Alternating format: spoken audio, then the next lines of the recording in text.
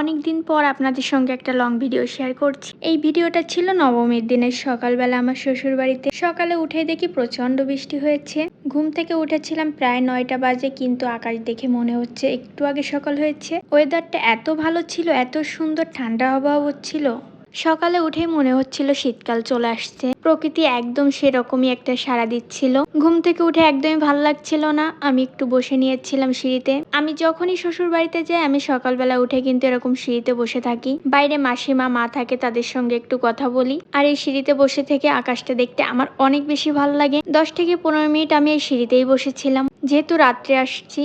এর জন্য বাড়ির পিছনটা একটু দেখতে গিয়েছিলাম কি অবস্থা। 1 মাস হয়েছে, চারিপাশে জল উঠেছে, তো সেটাই দেখতে যাচ্ছিলাম আসলে কি পরিমাণ জল উঠেছে। আমি তো নিজেই দেখে অবাক, এত পরিমাণ জল হয়েছে। আমার বিয়ের আগে কখনোই এভাবে জল হতো না, কিন্তু বিশ্বাস করেন আমার বিয়ের পর থেকে এই 2 বছরই জল পড়ছে প্রচুর পরিমাণে। আর যেখানে আমার বাপের বাড়িতে জল হতো আর এখন কিন্তু সেই বাড়িতে জল হয় না, শ্বশুর বাড়িতেই জল হয় প্রচুর পরিমাণে। আমার হাজব্যান্ড তো সবসময় বলে আমি নাকি বিয়ে করে জল সাথে করে নিয়ে আসছি। বিষয়টা আমার কাছেও খারাপ লাগে। আমার বিয়ে হওয়ার পর থেকেই কিন্তু শ্বশুর বাড়িতে বন্যা হয়। তো যাই হোক, কিছুই করার নেই, এখানে সুইচ গেটের প্রবলেম আছে, এজন্য এরকম হচ্ছে।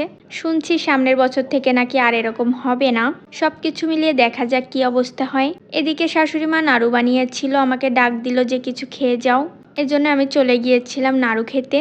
এখানে মা তিলের নাড়ু, নারকেলের নাড়ু আর সুজির নাড়ু তৈরি করেছিল।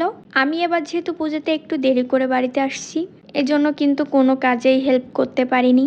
মায়ের যেহেতু স্কুল থাকে, সব কিছু সামলে নিতে একটু কষ্ট হয়ে যায়।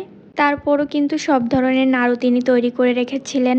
আমি এদিকে খাওয়া দাওয়া করছি, এদিকে মায়ের কিন্তু রান্নাও প্রায় শেষের দিকে। আর জলে সকালবেলায় না অনেক মাছ দেখা যায়, আর সকালবেলায় ঘুম থেকে উঠে এরকম মাছ দেখতে কিন্তু আমার বেশ ভালোই লাগছিল। তারপর এখানে দেখতে আসছিলাম মা কি রান্না করছে। দেখি কাঁকড়া ভুনা করছিল, শশার তরকারি রান্না করছিল, ঝিঙা রান্না করছিল।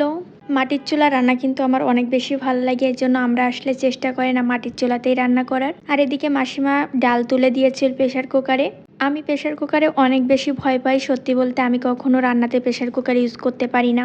কেন জানি এই একটা জিনিসে আমি খুবই ভীতু, কারণ এর সিটি দেওয়া আমার খুবই ভয় পাই। হাঁটাচলা করতে করতে কিন্তু মায়ের রান্না কমপ্লিট হয়ে গিয়েছিল, আর অলরেডি আমরা খেতে বসে গিয়েছিলাম। আমার শ্বশুরবাড়িতে সকালে উঠে তুমি কিছু করো আর না করো, খাওয়া দাওয়া কমপ্লিট করে নিতে হবে। এখানে উস্তে দিয়ে ভাজি করেছিল চিংড়ি মাছ, সেটা আমার অনেক বেশি মজা লাগছিল।